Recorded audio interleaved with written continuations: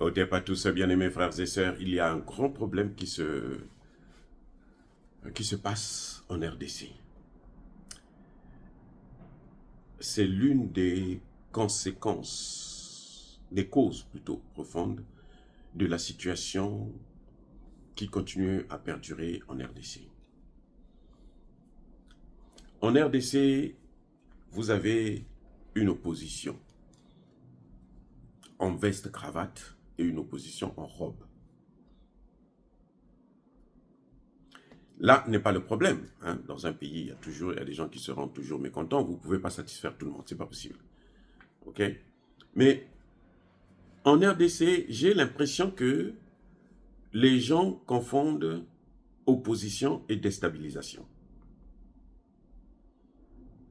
Les opposants congolais sont des opposants systématiques. Quand il y a des vrais sujets, là je parle de la RDC, quand il y a des vrais sujets, notamment la priorité des priorités, qui est la sécurité à l'est de la RDC, non, vous ne voyez pas l'opposition. Elle n'existe pas. Elle n'existe pas parce qu'elle observe, non, elle se cache.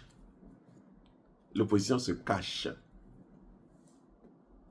Quand ils font des propositions, c'est des propositions bidons. Non, on va négocier avec le M23.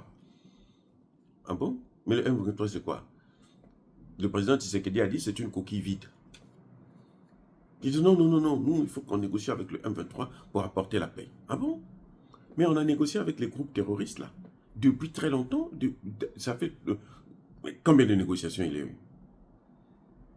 C'est ça le problème.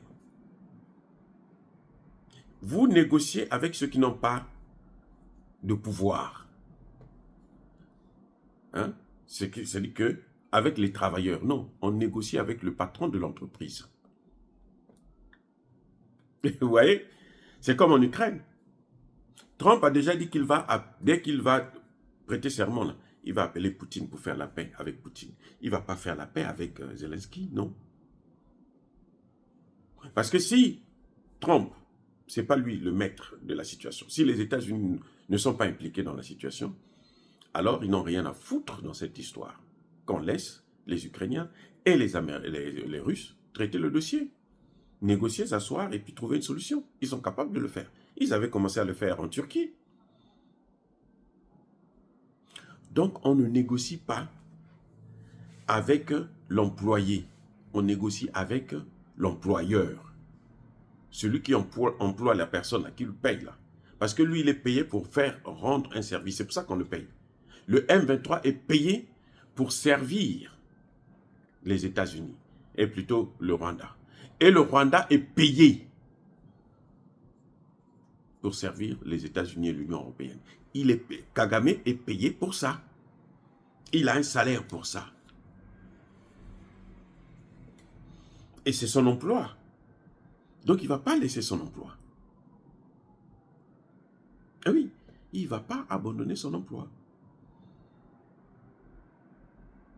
C'est pour ça que Tshisekedi a raison de dire « je ne négocie pas avec le M23 ». Là où ça fait mal, c'est que Tshisekedi dit « je ne négocie pas » et il ne combat pas le M23. Oui, ça c'est un problème. C'est-à-dire qu'il ne donne pas tous les moyens nécessaires à l'armée pour combattre le M23. C'est là où moi je le critique. Mais sinon, sa position, elle est louable, elle est normale. Parce qu'il y a deux choses, ou tu négocies, ou tu fais la guerre. Si tu négocies, bon, continue à négocier, mais si tu ne négocies pas, fais la guerre au moins. Puisque l'autre est en train de t'attaquer, riposte, attaque. Voilà. Mais, quand ce dossier-là arrive sur la table, on ne voit pas l'opposition. La priorité actuellement de l'opposition, c'est le changement de la Constitution. Eh bien, la Constitution, on peut la changer à n'importe quel moment. Eux aussi, s'ils viennent, s'ils trouvent que ce n'est pas une bonne Constitution, ils vont la changer. Tshisekedi a son deuxième mandat et c'est peut-être le dernier. Moi, je pense que c'est le dernier. Sauf s'il réussit à régler le problème de la paix en RDC. Là, je le soutiendrai pour un 3e mandat. Ça, il n'y a rien à faire. Parce que pour moi, c'est ça la priorité. S'il donne les moyens aux Ouazalendo et à l'armée congolaise pour neutraliser Kagame, le bouter hors de la RDC, s'il faut aller le chercher même à Kigali, s'il donne les moyens à l'armée, moi, je le soutiendrai. Et je m'en fiche de ce que les gens vont dire. C'est mon point de vue. Mais nous avons affaire à une opposition qui est en train de divertir la communauté congolaise. Ce n'est pas une opposition, ça. Ils passent leur temps à déstabiliser le pays. L'opposition congolaise passe son temps à déstabiliser le pays. Les opposants là, tous, mais il n'y a qu'un seul fauteuil là. Un seul, il n'y en a pas deux, un seul. Tous veulent le remplacer, Tshisekedi. Même les prêtres. le cardinal, comment on l'appelle là? Franklin en Bongo, quoi? Évêque de Kinshasa. Un corrompu jusque dans les eaux par Paul Kagame. Paul Kagame lui, il est devenu le porte-parole de Paul Kagame en RDC. Vous savez que même Paul Kagame a dit qu'il ne faut pas changer la constitution. Hein? Paul Kagame. L'Union européenne dit qu'il ne faut pas changer la constitution. Mais où est le problème de l'Union européenne? Où est le problème de Paul Kagame? Paul Kagame, il dit qu'il faut négocier avec le M23. L'opposition reprend la même thèse. Mais alors, dites-moi, ils sont opposants ou ils sont des déstabilisateurs? Moi, je pense que ce sont des déstabilisateurs. C'est-à-dire qu'ils n'ont pas leur place dans notre pays. Non, ils n'ont pas leur place. Oui. Donc, je crois que, bien-aimés frères et sœurs, les Congolais de la RDC devraient être un peu plus sérieux que ça. Y compris le président de l'Assemblée, qui vient de l'Est de Kivu, Vital Kamerhe, il vient du Kivu là. Mais il ne se soucie pas du Kivu. Au contraire, oui, parce que lui, il est là au nom de l'Est. Donc, plus il y a la guerre, plus lui sera toujours... Il a même dit, une fois il dit, si moi je ne suis pas président de l'Assemblée, je donne l'Est au Rwanda. Comme si c'était pour sa mère ou pour son père. Mais il y a un problème avec ces opposants. Des vrais déstabilisateurs. Ils ne font jamais des propositions au gouvernement pour aller chercher des solutions réelles. C'est-à-dire que la vraie solution, là, c'est faire la guerre contre Kagame. C'est tout. On n'est pas un va en guerre, mais quand on vous attaque, on vous tue vos peuples, vous devrez riposter. En dernier moment, on a voulu arrêter même carrément Kofi Olomide parce qu'il dit, mais nous, on nous attaque, nous, on ne riposte pas. Nous, on n'est pas en guerre. Pourquoi vous dites qu'on est en guerre? Les gens trouvaient que c'était... il a exagéré. Non, il a dit la vérité. Ça, en fait, ce n'est pas lui qui devait... C'était les opposants. C'est le rôle des opposants. De dire à Tshisekedi, non mais écoute, équipe-nous notre armée là. Va en Russie, va en Turquie, va en Chine. Ne va pas aller chercher l'argent pour faire des routes. Ce n'est pas ça que nous voulons. Déjà, il n'arrive même pas à payer ses diplomates. Les diplomates congolais font 4 mois, ils n'ont pas de salaire à l'étranger.